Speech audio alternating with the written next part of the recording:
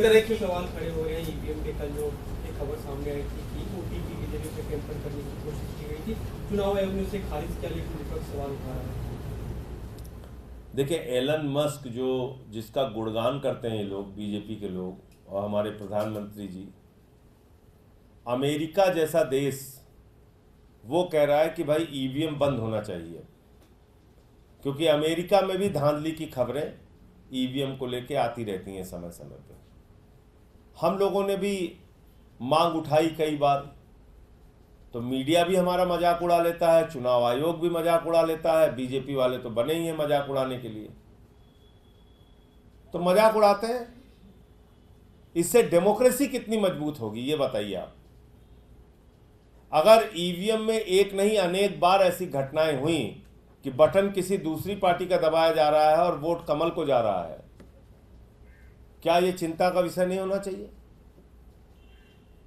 आप बताइए, ओटीपी का कैसे, उसके पास कैसे, जो कैंडिडेट है उसका साला था शायद, उसके मोबाइल पे कैसे जा रहा है? तो 48 वोट से उसको जीता हुआ आपने घोषित कर दिया। शिवसेना उद्धव ठाकरे के कैंडिडेट जो पहले जीत रहे थे उनको हरा दिया। एक बार 2200 वोट से जीते, फिर रिकाउंटिंग हुई 1 वोट से जीते, फिर रिकाउंटिंग हुई 48 वोट से, शिंदे गुट के कैंडिडेट को जिता दिया।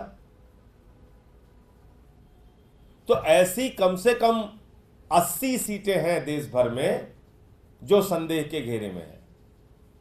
माननीय सर्वोच्च न्यायालय में इसको लेकर याचिका भी दाखिल हुई है, और अगर इसका सही ढंग से, ठीक ढंग से अगर काउंटिंग हो जाएगी तो ये सरकार गिर जाएगी। ठीक ढंग से अगर काउंटिंग होकर निर्णय आ जाएगा तो मौजूदा बीजेपी की जो सरकार है, सरकार गिर जाएगी। कहीं लाइट बंद करा दिया फर्रुखाबाद में, वहां 2-2,500 वोट से जीत गए। कहीं कोई हल्ला करा दिया, वहां जीत गए। कहीं कुछ हल्ला करा दिया, वहां जीत गए। तो ऐसी देश भर में 80 सीटें हैं जो संदेह के घेरे में है। उसमें महाराष्ट्र भी है, उत्तर प्रदेश भी है, बिहार भी है, और भी राज्य हैं। तो मुझे लगता है कि ईवीएम पर अब कोई ना कोई सख्त फैसला माननीय सर्वोच्च न्यायालय को और चुनाव आयोग को लेना चाहिए। अन्यथा खबरें आएंगी, खबरें लिखी जाएंगी, भूल जाएंगे लोग, और ये सिलसिला जारी रहेगा।